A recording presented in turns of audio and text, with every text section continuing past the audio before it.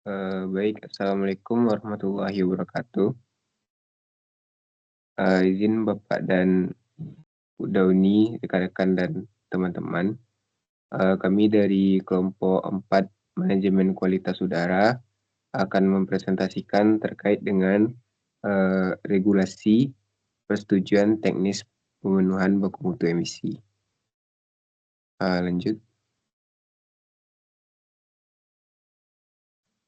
Berikut adalah anggota kelompok kami yang akan presentasi hari ini adalah saya sendiri, Muhammad Asidafullah. Kemudian ada Lailatul Badriyah, Mario Alvino, dan Wardatul Husna. Kemudian untuk anggota kelompok yang lain akan dapat tugas sebagai penanya. Mungkin lanjut. Baik, untuk regulasi terkait dengan persetujuan teknis baku mutu emisi dapat kita lihat atau diidentifikasi di Peraturan Menteri Lingkungan Hidup dan Kehutanan Republik Indonesia Nomor 5 Tahun 2021. Peraturan ini membahas tentang tata cara penerbitan persetujuan teknis dan surat kelayakan operasional bidang pengendalian pencemaran lingkungan. Lanjut.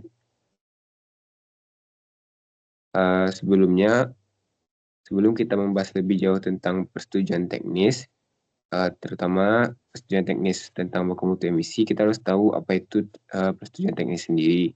Jadi pada pasal 1 disebutkan bahwa persetujuan teknis adalah persetujuan dari pemerintah pusat atau pemerintah daerah berupa ketentuan mengenai standar perlindungan dan pengelolaan lingkungan hidup atau analisis mengenai dampak lalu lintas usaha dan atau kegiatan sesuai peraturan perundang-undangan. Lanjut. Nah, setelah kita tahu apa dari persetujuan teknis tadi, kita harus memahami maksud dalam pasal 36 ayat 4 di mana pasal 36 ayat 4 ini memuat tentang persetujuan teknis itu terdiri dari standar teknis pemenuhan baku mutu emisi, standar kompetisi sumber daya manusia, sistem manajemen lingkungan, dan periode waktu uji coba instalasi pengendalian emisi. Lanjut. Baik, untuk selanjutnya akan dijelaskan oleh Mario. Baik, terima kasih kepada moderator. Selanjutnya itu hasil pemantauan emisi yang dimaksud pada pasal 42 harus memenuhi beberapa ketentuan. Yang pertama yaitu emisi yang dihasilkan berdasarkan periode waktu yang ditetapkan dalam persetujuan teknis sebagaimana dimaksud dalam pasal 38 ayat 1. Dan selanjutnya yaitu akan diuji oleh laboratorium yang telah mendapat registrasi dari Menteri sesuai dengan ketentuan peraturan perundang-undangan. Next.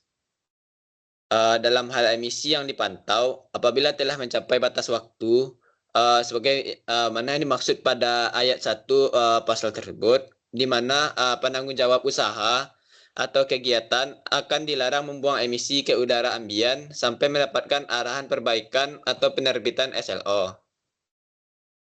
Sekian saya kembalikan pada moderator. Baik, terima kasih Mario. Untuk selanjutnya akan dijelaskan oleh Wardatul Husna. Baik, terima kasih kepada moderator. Selanjutnya untuk identifikasi regulasi terkait persetujuan teknis pemenuhan baku mutu emisi di pasal 28 sampai 29 di mana setiap usaha yang menghasilkan emisi diwajibkan untuk memiliki persetujuan teknis dan surat kelayakan operasional atau SLO.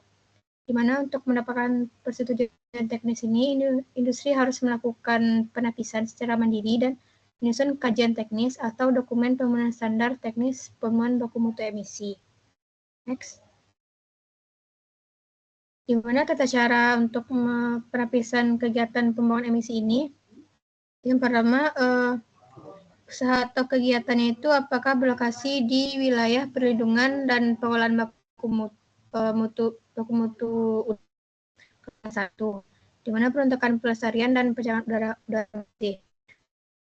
Jika iya, bukan kajian teknis dan tidak masuk dalam daftar usaha atau kegiatan dengan dampak emisi tinggi. Lalu, apakah usaha tersebut memiliki baku mutu emisi spesifik?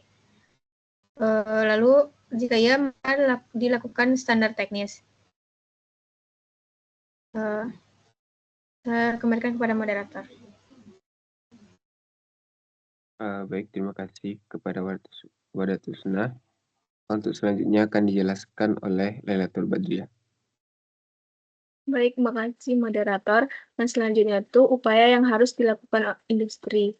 Nah, yang pertama itu ada penapisan mandiri. Untuk penapisan mandiri itu terdapat di pasal 30 yang mengatakan bahwa penanggung jawab usaha atau kegiatan harus melakukan penapisan secara mandiri terkait lokasi kegiatan dan dampak emisi untuk menentukan apakah kajian teknis atau standar teknis perlu disusun.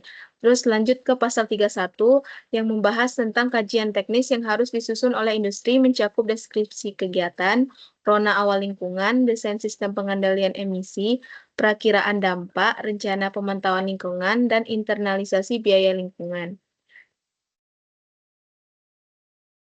Nah, untuk upaya yang harus dilakukan selanjutnya itu ada pemenuhan baku mutu emisi. Di pasal 32 dikatakan dokumen teknis harus memuat standar baku mutu emisi, desain prasarana pengendalian emisi, dan rencana pemantauan. Lanjut ke pasal 44-47 itu tentang verifikasi dan evaluasi. Untuk verifikasi dilakukan oleh pemerintah untuk memastikan standar teknis terpenuhi dan sistem pengendalian emisi berfungsi. Evaluasi dilakukan terhadap efisiensi dan parameter operasional sistem pengendalian emisinya. Dikembalikan ke moderator. Baik, terima kasih kepada Laila dan teman-teman yang sudah menjelaskan. Mungkin sekian presentasi dari kelompok kami terkait dengan identifikasi regulasi persetujuan teknis baku mutu emisi. Mungkin sekian, saya tutup. Assalamualaikum warahmatullahi wabarakatuh.